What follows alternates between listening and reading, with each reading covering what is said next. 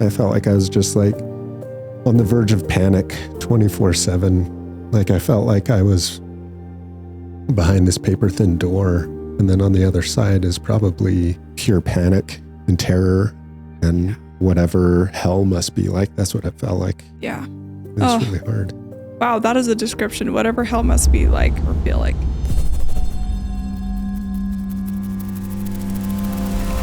Hey everybody, it's me, Shay. Welcome to Grief Witnessed, where we remember, where we tell the stories, and where grief is allowed to exist without fixing it. All right, everybody, I'm here with my friend Todd. Todd and I met at it was like some kind of widow event where we went to a smash room and smashed a bunch of stuff and talked about our late spouses. And yeah, that's when you first met, right? Yeah, like in person, I think. Yeah, in person. I think we talked a little bit on Facebook, maybe. Right. Yeah. Todd is here. He's going to share his story with us. So your wife, Rachel, right? How long ago did she pass? So she died on November 8th of 2023. So just a little over 2 years ago. Okay. What did you end up doing for her angelversary this past year? This past year, we went to the last restaurant that Rachel and I went to together on a date by ourselves. Mm-hmm. So by we, I mean me and my two kids. I've got a daughter. She's 9 years old. And then a son. He's 5 years old. His name is Wesley. I was going to say his name. And my daughter's name is Eloise, Ellie. Ellie. Yeah, she goes by Ellie. Yeah. So I took them to this restaurant. It's up in Salt Lake. It's this Japanese restaurant. It was really nice. Good. But I think I got food poisoning from Aww. it. And Ellie did as well. She was nauseated that same night. So we just, it was a nice, time to spend together. Afterwards, we had some stomach aches, but it was still good. I still enjoyed it. We also went to Rachel's grave and just kind of cleaned it up and, looked at it. I met my mother-in-law up there. I'm really close with my in-laws. Yeah, it was good. I was kind of dreading visiting her grave. I remember you telling me that. Yeah, I know a lot of widowed people really struggle going to the grave. So how was visiting her grave? It was good. It was also difficult. Yeah. The last time that I had visited her grave, it felt like the day that she died. It was really hard. Yeah. So the anticipation for that was pretty high. But it turned out good. I still felt pretty overwhelmed being up there. But everything turned out okay. So I think it was a good thing to go for me. Yeah. And my kids loved it. They had a really great time. And that makes it so much more sweet, I think. Yeah. Seeing them happy. Yeah. Good. Yeah. When was the last time you visited before? It was quite a while ago. It was probably sometime in the summer after she died. So it had been over a year, I think. Yeah. That I had visited there before, probably a year and a half. Okay.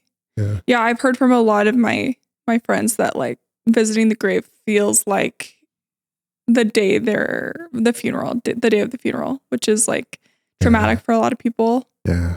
That wasn't my experience, but I think that's because Tanner and I have we have a couple memories where we visited. Well, we bought his grave before he died. Okay. And that was a comical experience. And then we visited it with Amy Lou when we had her. Visiting the grave isn't as traumatic for me, but I can see how it would be for other people. Yeah, that makes sense. Yeah. I wonder if because the only association I have with her grave is with her dying, whereas you have this association with him, spending time with him, loving family time over there. And maybe the closest I have to that would be Rachel and I used to go on walks around our neighborhood when she was really sick. And I really valued that time that we got to spend together. And so I do that sometimes. I'll go on a walk after I put my kids to bed. I'll go on a short walk around my neighborhood the same way that Rachel and I used to walk. And I talk to her. So, I was going to ask if it feels connecting to her. Yeah. Yeah. Yeah. When you talk to her, do you feel, not that she's like responding, but I don't know, do you feel like she's there, I guess? Sometimes, yeah. Yeah. Yeah. Good. It's hard though. It's emotional for me. Is it?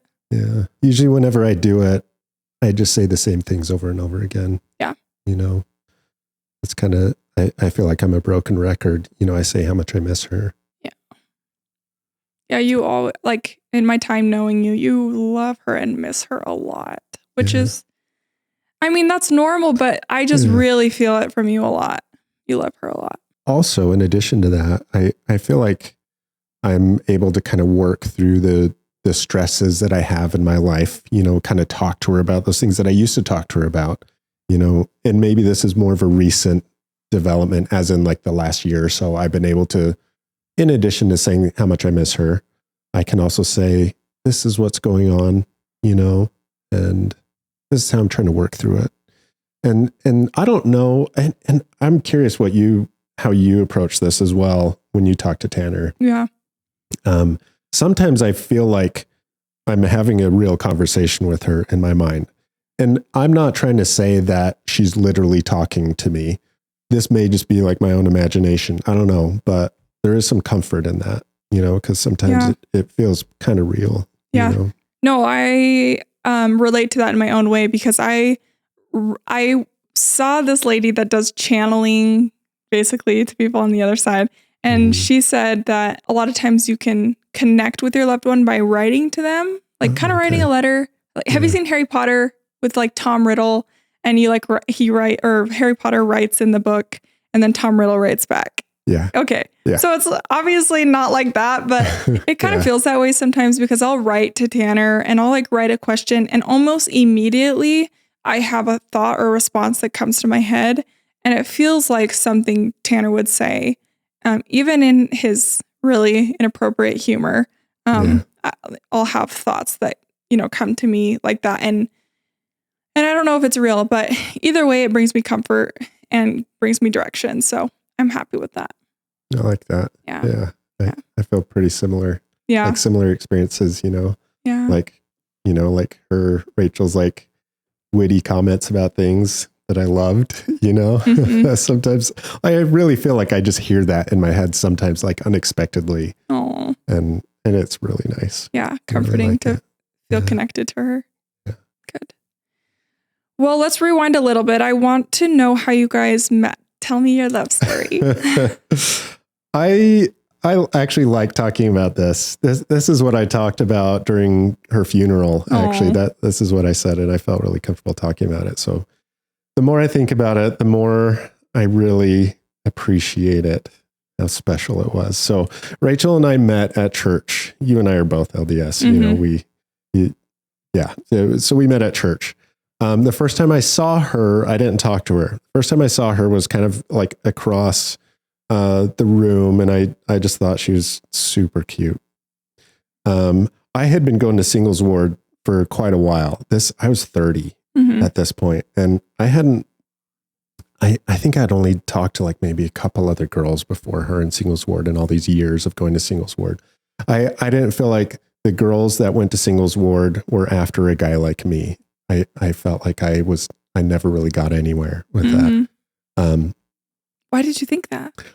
Because you had tattoos or what? I think tattoos. I think because I wasn't a return missionary, or I'm not a return missionary, and maybe people could just tell, or maybe it was all in my head. I think it was all in your head. You think so? Yeah. That's a very real possibility. Yeah. Anyways, the first time that I really had any sort of engagement with her, the day that I talked to her, I saw her during sacrament meeting. I was passing the sacrament, and she was like right in the middle of the congregation in this row, basically all by herself.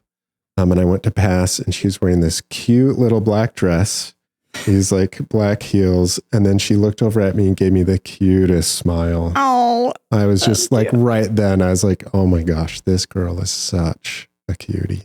And I passed, and I gave her a sacrament. She gave me the smile, and I was just feeling like, I'm like, is she smiling at me? Like maybe there's somebody behind me or something like that. I did not expect it. And then later towards the end of church, a guy that had already talked to her introduced me to her. Did you ask him to? No, no.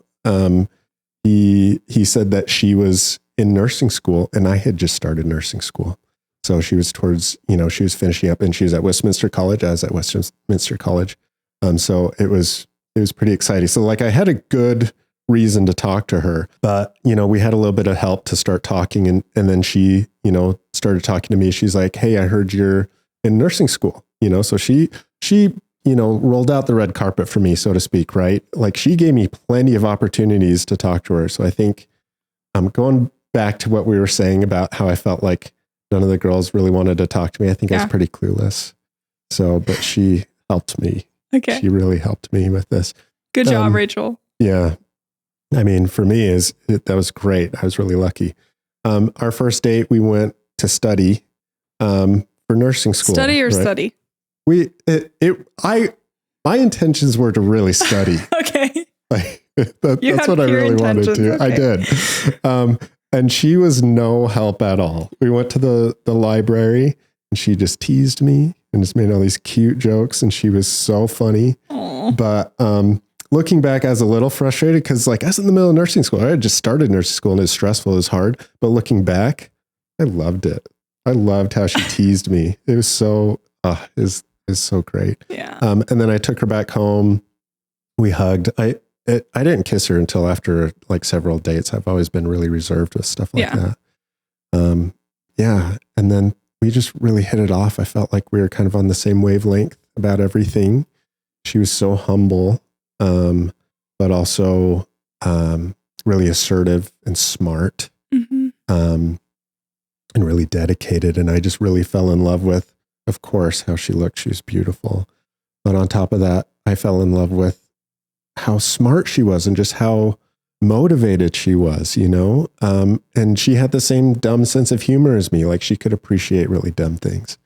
And she's just really clever. I mean, I could go on about, saying all these nice things about her, obviously. But that's how we met. That's sweet. Yeah. How long did you date for? We dated for about a year before we got married.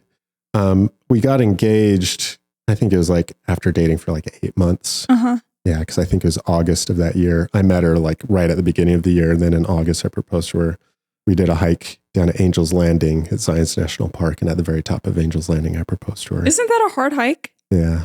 And kind of sketchy? Hard. It's like looking back. Yeah, that's a sketchy hike. Now, it used to be open to everybody. Yeah. But now there's some sort of system to where you have to, I think it's like a lottery system. Like you have to submit, and they only allow so many people. And it's like they pick, I don't know how it all works, but you can't just go there anymore. So, because people have died on there. Yeah. It's scary. So you proposed at the top? At the very top. Yeah. Aww. Was she expecting it? No. Which is well, she told me she wasn't. I think she kind of knew it was coming because we went ring shopping before that, and I bought the ring that I was going to give to her. So like she kind of knew, but she told me she didn't realize it was going to be right then and there. I got pretty scared up there because what I wanted to do is like I had a camera and there's always a group of people at the top and I wanted them to take a picture of us. I wanted to be like, hey, can you take a picture of us? And then I was going to get down on a knee, but there's a big group of people and I got really nervous. So instead we kind of stood back and then there's like this little pillar that's right at the top. That's just at a slightly higher elevation than everything else. I was like, hey, let's climb up top of this. So climbed up there and I was like, oh, I got some in my backpack and stuff. And so I pulled it out. Smooth. It wasn't smooth. It was so sloppy, but I pulled out this ring and then she was pretty surprised. But the nicest thing about that is everybody else noticed this big group of people and they started clapping. Oh, that made it really special. Yeah. I really liked it. It was really cool. Oh, that's sweet. So it was nice. I love that. How long were you guys married before she got diagnosed? Let's see. So she's diagnosed in 2023, right on her birthday, April 19th. On her birthday? Or no, May 19th of 2023. Yeah. She got diagnosed on her birthday. Yeah. Wow, that sucks. It does suck. Yeah. Like she was really sick leading up to it. We knew something was going on. We knew something was wrong. And then on the night before her birthday, we went to the ER because she just couldn't breathe and she was in a lot of pain. And so later that night, they put her in a chest tube and she drained had all to the get fluid. It. Wow. Yeah. And then we had a thoracentesis before that. That's where they go in and drain, fluid from around the lungs. And they took the sample of the fluid and it was being ran at pathology. And then the results came back on her birthday. So she was already admitted and through the ER. And then the results came back later that day. And then they also did a bronchoscopy to, get some more tissue samples so they could send it off for other testing and stuff like that. And that was just like an additional confirmation. Like you could see very clearly what was going on. So May 19th of 23, we had been married for, I think, 9 years. Okay. By that, yes, because we got married on December 27th of 2013. So come December, we would have been married for 10 years. How old were your kids when she got diagnosed? So Ellie was, she was 6, and then Wesley, was he 2 or 3? I think so. He had just turned 3. Okay. Yeah, little. He was 3. Both really little. Mm-hmm. Do they stage that cancer? Was it stage 4 when she was diagnosed? Yeah. Mm-hmm. Yeah. Okay. Where had it spread? All around her lungs pleura, mostly on the left side. It had gotten to a bunch of lymph nodes around the heart. There's a tiny bit on the rib and a tiny bit probably around her diaphragm, but mostly on that left side. Mm-hmm. Is it genetic? I don't know. Okay. They said it wasn't. Okay. I mean, I work in oncology now. Yeah. And I've learned a lot of stuff since then. And it sounds like from what we know, we can't tell a genetic, origin. But there's so much that we still don't know about genetics when it comes to predisposition to cancer. Mm-hmm. So there could be a genetic component there that we just haven't discovered yet. And I think my personal opinion is that it's pretty likely that it's a combination of factors, one of which being genetic, I would guess. So how did you react to the diagnosis and how did Rachel react? I'm laughing because the way she reacted is so her, and the way I reacted is like such a reflection of, I see it as my inability to cope with things. So the way she reacted, she was of course devastated, but she's always been my anchor, right? So she was very composed and very logical about everything. And then for me, I was just out of control. I was just, I was just sobbing nonstop. Aww. It was the worst, the absolute worst. Yeah. And I had a really hard time. And I felt, and still do feel guilty about that because I wasn't the one who was suffering. At least I didn't see it that way. She was suffering. Yeah. She had every reason to be extremely emotional. And I felt like my role was supposed to be taking care of her. And I felt like I wasn't doing that because I couldn't deal with it. It was terrifying because I felt like I was going to lose her, which obviously I did. Yeah. And I was so worried about how I'm going to take care of the kids all by myself. How am I going to make finances work? How am I going to do all of these things? And finally, I'm not going to give up on her. I'm going to try everything that I can to try and help her, which for me was in addition to doing, seeing our oncologist and trying to support her in whatever she needed for that, but to also look for other therapies that are like in clinical trials and stuff like that. Yeah. So I was frantic the entire time. And I'm a really anxious person. And so all of that anxiety really came out. Yeah. I mean, more so than it ever has been. So yeah. I could barely keep it together the entire time. It was really hard. Like her whole treatment was like that? Basically. Yeah, that's tough. Yeah. I felt like I was just like on the verge of panic 24/7. Like I felt like I was behind this paper thin door. And then on the other side is probably just pure panic and terror and whatever hell must be like. That's what it felt like. Yeah. It was really hard. Wow. That is a description. Whatever hell must be like or feel like. Yeah. I I have a little bit of propensity for anxiety, but being in the cancer world, holy crap. I had to get on, like, what was it? Prozac? I had to get on Prozac because holy anxiety. Yeah. Because it's such a roller coaster of like, treatment's working, it's not working. Treatment's working, it's not working. And like you have hope, and then your hope is just gone within like seconds. Absolutely. And it's like that over and over again. And I had like anxiety, panic attacks for the first time in my life. And I will just say that now that I'm out of the cancer world, my anxiety is almost non-existent. I don't know if that's the case for you, but it's so much better. Yeah. Yeah. I do things. I get myself into projects like we were talking about before this. Your cars. My cars, stuff like that. I work on cars as kind of a hobby. Yeah. And I get myself, like elbow deep into projects that I don't need to be getting myself into, but it's just like a curiosity. It's just like, a fun thing that I like to do. And sometimes I'm a little too deep and I get a little obsessive over it. And then I start to get a lot of anxiety. If there's some unknown component to what I'm doing, it kind of consumes me. Yeah. But, whatever level I deal with anxiety for this, it's nothing compared to what it was when Rachel was suffering from cancer. Yeah. So I think it's probably helpful for me to kind of contrast those two every once in a while. Yeah. Because, whatever the worst case scenario is for me working on a car, it's not nearly as bad as the worst case scenario for my wife being sick with cancer. Yeah. What did the doctors like say to you when she was diagnosed? Like what prognosis looked like and stuff like that? That was a hard conversation. Was it? Yeah. It was her pulmonologist that called me over the phone and told me what the diagnosis was. I was on my way to see Rachel with my kids. She was in the hospital. And then he called me on the way there. He's like, he's like, what are you doing right now? I'm like, oh, I'm driving up to go see Rachel. And he's like, I need you to pull her.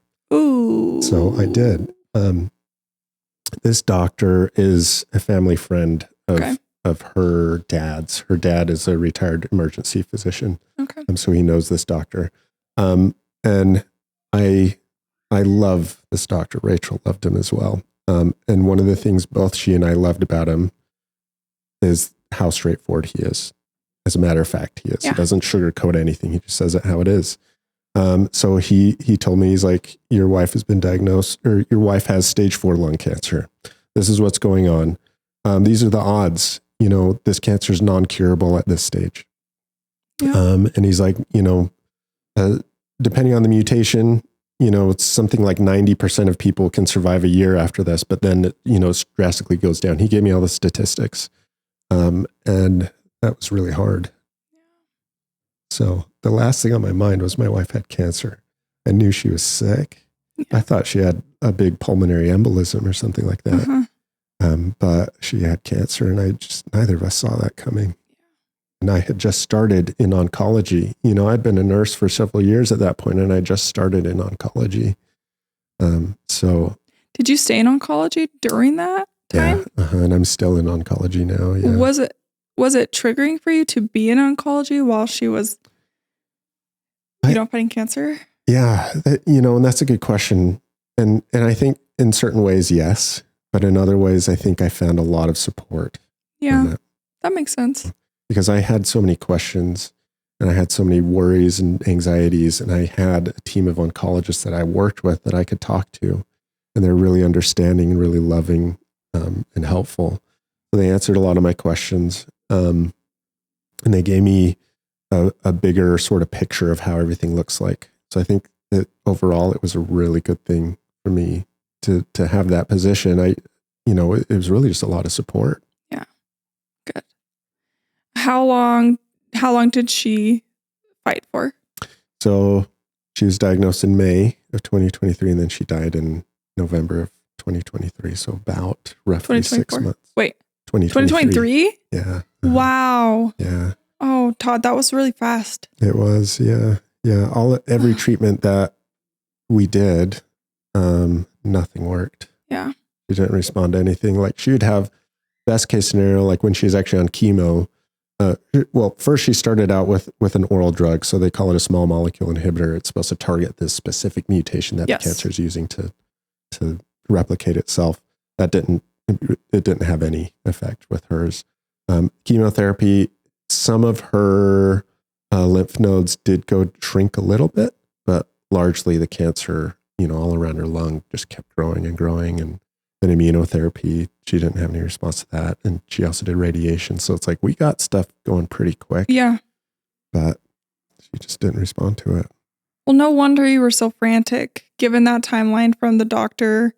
And yeah, like colon cancer, that's what Tanner had. It's a pretty slow growing cancer.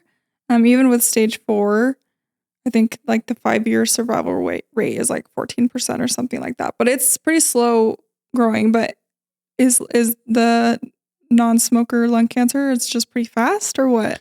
It depends on the patient. Okay. It depends on the person. For hers, it was really fast growing. Yeah. Wow. Yeah. When it was nearing her end of life, did you know that it was? Yeah. Okay. Mm-hmm. You could see it. Yeah. That decline.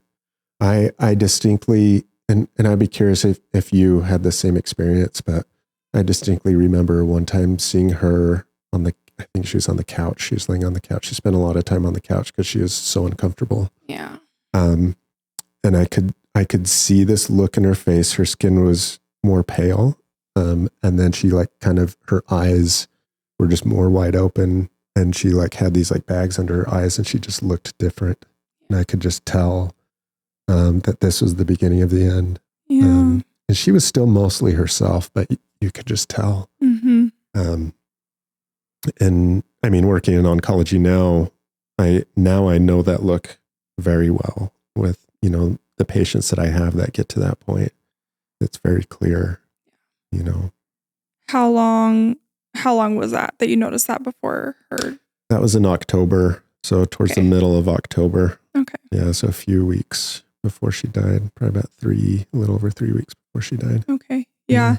Tanner looked really sickly about the last probably year of his life, but I think he kept a lot of positive energy that affected kind of how he showed up, because I was pregnant and he wanted to meet Amy Lou. And so he really held out a lot until he met Amy Lou, till she was born. And then there was significant decline really, really fast in just how present he was. And then just also the function of his body. Yeah. He had to get a lot of thoracentesis. I don't know the plural of that. I don't either. But he had to get a lot of those because his lungs were just constantly filling with fluid, and he felt like he was drowning all the time. And but yeah, the decline after Amy Lou was born was very, very fast. Yeah. And yeah, I remember Tanner went on hospice on Father's Day. Happy Father's Day to you, I guess. Or at least that's the day he decided he was going to go on hospice. And I remember bringing Amy Lou out, and I sang that primary song, I'm so glad when Daddy comes home, that song. I was bringing her out to see him, and he was just, he looked very empty, and he couldn't even hold her. And that was really, really hard. And I knew okay, I think this is it. I think he's ready to go on hospice. And he made the decision that night to go on hospice. Yeah. So that was a bad Father's Day. Sounds like it. It was sad. Yeah. Yeah. Did she ever go on hospice? She did not ever want to give up. And I assume that part of, the hospice talk was her giving up on some level or another. So she didn't want to talk about it. I didn't really dare to bring it up, So she went on hospice the day before she died. Okay. So it was a very quick hospice event, I guess, if you will. Yeah. But I mean, as you're talking about Tanner not being able to hold Amy Lou, I had sort of a similar experience with Rachel when we went to the oncologist's office to get her on hospice. she could barely even hold her head up. She was so weak. It was so hard to see her like that. I wish death was pleasant and easy. It's not. Me too. That'd be nice, huh? I know. Yeah. Especially like the natural, like the, I don't know, natural deaths. I wish they were, I don't know, pleasant. They're not pleasant. Yeah. Yeah. Yeah. Was she aware that she was on hospice? Yeah. She was, but she was really, her mental state was really starting to fade really fast at that point. Like she would respond, but I don't think she was all the way there through most of it. Yeah, I mean, it's difficult to think about because her hospice experience was very uncomfortable. Or at least it appeared that way. For her, for you, or everyone? Well, I mean, let's be honest, for everybody. Yeah. It seemed like it was uncomfortable for her. It seemed like she was in a lot of pain.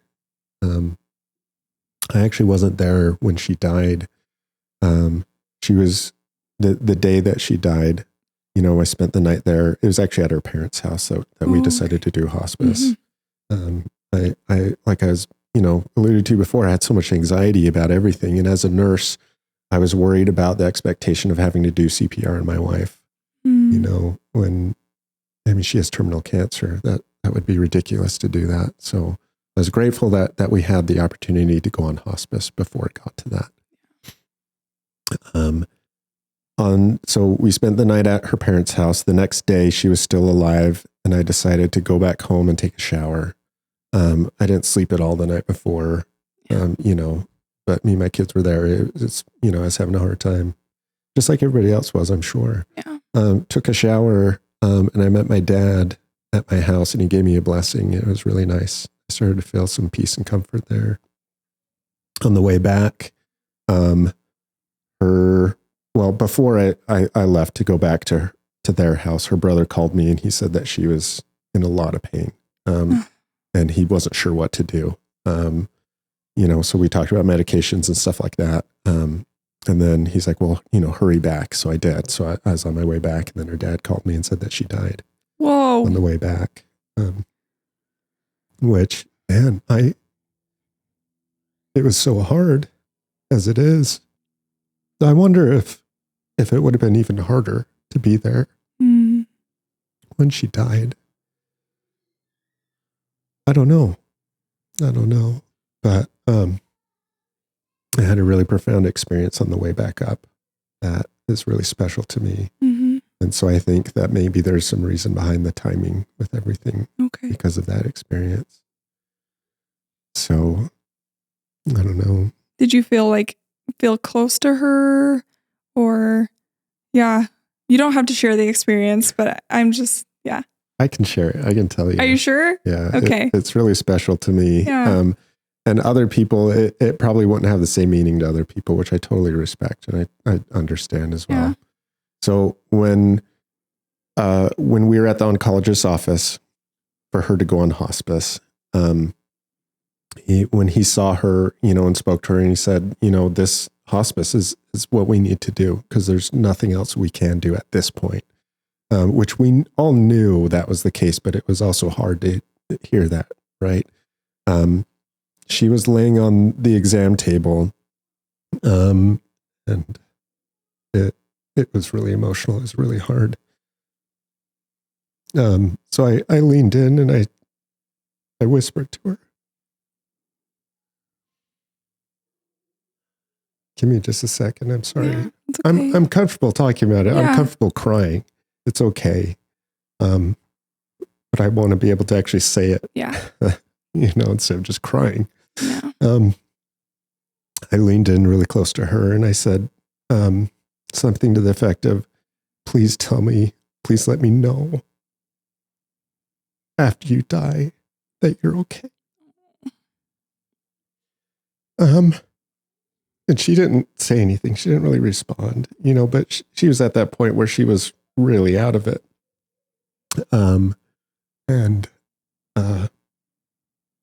So fast forward to when I was leaving my house, going back to my in-laws' house. And I got that phone call saying that she passed away. Things got really quiet after that. We were just driving. It was really quiet. I had me and my kids in the car, and then my oldest sister was in the car with us. As we were approaching the house, I saw this life flight helicopter flying by. She was a nurse. She was a NICU nurse. Yeah. And she worked in life flight. That was her dream job. I remember that. She had just gotten that right before she was diagnosed. So that caught my eyes up, and I was like, look, like it's a life flight helicopter. This is, maybe this is for mommy. And then as the helicopter kind of flew by, I was following it kind of towards the left, and towards the left was her parents' house, like several blocks away. And there's this really vibrant rainbow right over the top of beautiful. That. And for me, that felt like that was really meaningful. I felt like that was the way that Rachel decided to show me that she's okay. Yeah. So it's really special to me. That is so special. Yeah. I just love that our partners love us so much to send us signs like that. Yeah. That is really beautiful. I'm so glad you had that experience. Me too. Yeah. It was really, really meaningful for me. Mm-hmm. So, of course, now anytime I see a rainbow, I feel like it's from her. I think about her. And I'm not saying every rainbow that I see is specifically from her, but it's a really positive and loving reminder for me. Yeah. And then I really like it. Yeah. How were your kids? Because you said your kids were with you. Yeah. Uh-huh. Yeah. Did they understand what was happening? 'Cause that's pretty young. It is, yeah. I think as best as they can at that age, I told my kids everything that was going on, and I've explained to them everything. And when she was dying, I told them, and that was a hard conversation. But you know how they say kids are resilient? That's been my experience. My kids have been very resilient and very positive and just so hopeful about everything. Soon after Rachel died, of course, I was crying all the time.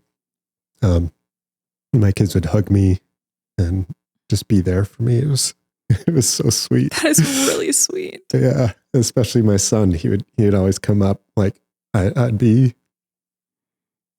like I'd break down crying, and then he would come over and give me a hug. And he has this.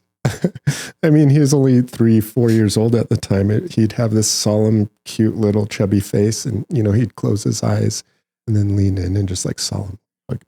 So sweet.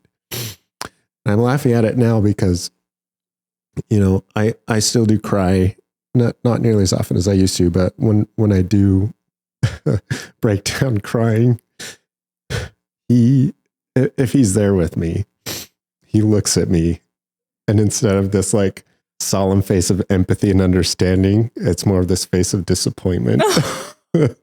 And he's like, what does he say? He's like, Daddy, don't do that. Don't do that, Daddy. And then he turns away disappointed in me and, playing with his dinosaurs or something like that. And I mean, I love it. That's just his personality. He's such a sweet little boy, but your kids are very sweet. Thank They're you. Sweet kids. I think so. Yeah. But he's over it. He's over seeing Daddy being. Does that make you laugh? Because I feel like that would make me laugh. Yeah, I laugh. Yeah. And let's be honest, that's probably the best way to deal with it now is, having something that's just so cute and so funny. It just makes you laugh, and, it is what it is. And that's a better resolution, I feel like, than a couple of years ago. Yeah. So how has just talking about crying, how has your grief been? What does that look like? You said you cope with cars. Yeah. I've been thinking about that. I've been thinking about that question for a long time. Yeah. And I think I'm learning about all of that. What I've come to so far is that my grief has given me perspective. And I'm not saying that I'm there, like, oh, I've got this perspective now. I understand everything. I'm not saying I'm to that point. I'm saying that I'm gaining perspective from it. And it's very valuable to me, like perspective about what's the most important in life, my life's, the reason behind my life, the purpose of my life, my experiences and my kids' experiences, or just life in general, like what's the purpose? Also, what's the purpose of going through really hard things, unfair things that everybody goes through? Everybody's, life is totally different. But I feel like at least one thing we all have in common is we all go through really unfair, really difficult things in some form or another. Yeah. So it's like, so what's the point of all of that? For me, this ties into religion really well. That's how I, kind of the lens that I use to view things. So my perspective is, maybe if we did, come from some spiritual world where we were with our Creator, with our God, and if we are His children, maybe we lived in this space of perfection. And then we have this opportunity to come to earth and experience mortality, to experience imperfection and difficulty and discomfort and unfairness and all of these other things that are associated with this life. Looking at it that way and going through the experience that I've went through by losing Rachel, I see it as an opportunity for learning and growth. Okay. But I'm not saying that makes all of it totally easy or okay, yeah. It's really hard. And I think there's still space for feelings of anger and bitterness and rejection and all the human emotions that we have. I think that's part of it. Yeah. But I think now I'm starting to see that there's probably some value to it. Not probably. I think that's how I justify it. I feel like all, the pain and suffering, the death that Rachel ultimately, experienced, I feel like she didn't deserve that. Yeah. Also, when I look at it and I hear people say like, well, there's so much to learn from it and there's so much to gain from it. I agree, but I don't think whatever I would learn from it and gain from it was worth the value of her life. I don't think that at all. I think that, at least not temporarily, I don't think she died just for me to learn. I think she had her own life and, has other things that she's got, that she was able to learn from that. But I think that there's got to be some value in this life for these difficult experiences, but also maybe, and not just maybe, I really feel like in the life beyond that there's got to be some really potent value for it. Last question, and one of my favorites to ask is, what is a favorite or multiple favorite memories you have of Rachel? I have a lot of really nice memories of us going on like trips together. Yeah. I think probably at least right now, I think my favorite memory is when we up and moved from Utah to Portland, Oregon. That's right. Yeah. We just had my daughter at the time. Ellie was only 6 months old. We don't have any family in Portland. We both moved up there because we're nurses and we wanted a different experience, and we wanted to get paid more. The nurses get paid more over there, which is really nice. And we wanted to kind of explore, or at least that's how I was thinking about it. And she was all for it. She was like, yeah, let's take our tiny family and take this chance and let's go up there.